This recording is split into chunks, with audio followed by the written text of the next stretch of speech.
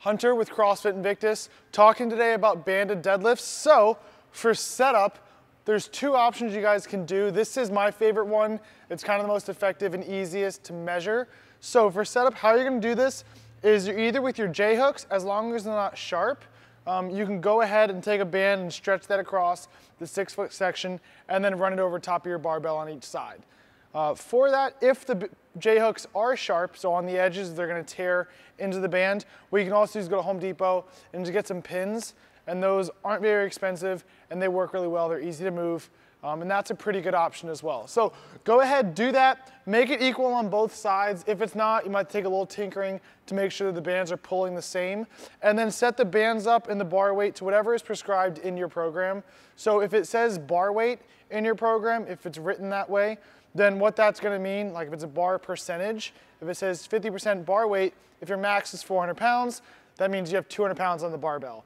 With that, say if it's 50% bar weight and 25% band tension, that's going to mean it's 25% band tension of your 1 rep max at the top. So if your max is 400, the bands need to be weighing 100 pounds at the top of your lockout.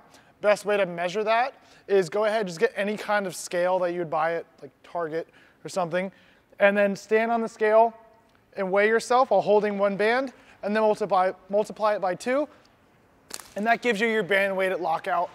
After you do it one time, you'll have a pretty good idea of how much your bands weigh on each one, and that's how you'll just work through it for all the future sets. So when you go through this, just make sure as you set up, you can pull it up and then control it on the way down a bit so the bar doesn't slam into it a whole bunch on the ground and bounce around on you.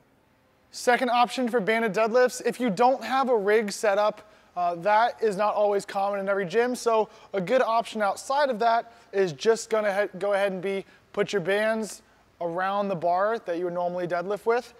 This one's a little more difficult to find band tension, how much it weighs at the top, so you can play around with that a bit. For the most part as well though, we're just looking for accommodating resistance. Obviously we want to hit the right percentages, but if we don't, at least we're getting close as we can. All right, so all I did, put one band on one side, pulled over the other, put the band on the bottom, make sure I stand on both strands of the band through the center of my foot. And as I work through it, pull it up, and then again, control back down to the ground, or else it's gonna fly down and bounce all over.